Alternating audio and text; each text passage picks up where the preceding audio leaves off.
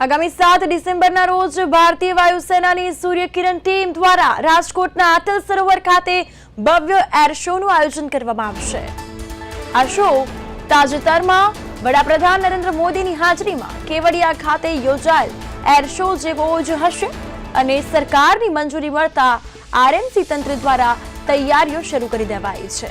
આ કાર્યક્રમની ભવ્યતાનો અંદાજ આપતા ત્યારે આજે સૂર્યકિરણ ટીમના 6 વિમાનો દ્વારા શહેરના હાદરશમાં અટલ સરોવર ખાતે મિની રિહર્સલ કરવામાં આવ્યું હતું। આ દરમિયાન આ વિમાનોએ રાજકોટના આકાશમાં દિલધડક કરતબોની પ્રેક્ટિસ કરી હતી। પ્લેનના પાયલટો આકાશમાં અલગ અલગ કરતબો કરતા આસપાસના લોકોમાં પણ ભારે ઉત્સાહ જોવા મળ્યો। સાથે જ આગામી 7 ડિસેમ્બર રવિવારના યોજાનાર મુખ્ય એર શો માટેની આતુરતા હવે વધી છે। રાજકોટ મહાનગરપાલિકા દ્વારા આયોજિત આ એર શો તાજેતરમાં જ વડાપ્રધાન નરેન્દ્ર મોદીની હાજરીમાં કેવડિયા ખાતે યોજાયેલ એર શો જેવો જ ભવ્ય હશે તેવી અપેક્ષા છે અને આ ઇવેન્ટનું મુખ્ય આકર્ષણ વાયુસેનાની ચોકસાઈ અને શિસ્ત હશે।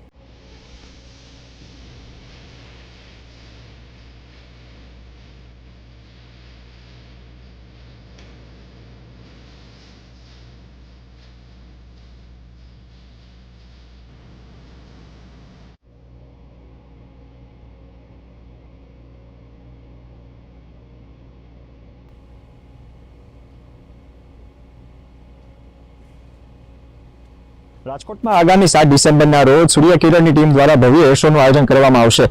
જે તાજેતરમાં જે વડાપ્રધાન નરેન્દ્ર મોદીની હાજરીમાં કેવડિયા ખાતે યોજાયેલ એર શો જેવો જ એર શો રાજકોટમાં યોજાવા જઈ રહ્યો છે। રાજકોટ મહાનગરપાલિકા દ્વારા આગામી 7 ડિસેમ્બરના રોજ ભવ્ય વાયુસેનાના સૂર્યકિરણ ટીમ દ્વારા કરવામાં આવતો એર શોનું ભવ્ય આયોજન કરવામાં આવ્યું છે। સરકાર દ્વારા રાજકોટના આકાશમાં ભવ્ય એર શો માટે મંજૂરી આપવામાં આવતા મનપા તંત્ર દ્વારા પણ તદંતર તૈયારી કરી દેવામાં આવી છે। તેમજ જેના ભાગરૂપે આજે અટલ સરોવર ખાતે ભવ્ય એર શોનું રિહર્સલ કરવામાં આવ્યું હતું, જેમાં અલગ અલગ સૂર્યકિરણની ટીમે અલગ અલગ રીતે પ્રસ્તુત કરી અને આખું આકર્ષક કેન્દ્ર બનાવ્યું હતું। તેમજ હવે આગામી 7 ડિસેમ્બરના રોજ તે છે તે રાજકોટમાં અટલ સરોવર ખાતે ભવ્ય એર શોનું આયોજન કરવામાં આવશે। ત્યારે સૂર્યકિરણની અલગ અલગ ટીમ જે છે તે આખે કરી અને લોકો સમક્ષ રજૂ કરશે।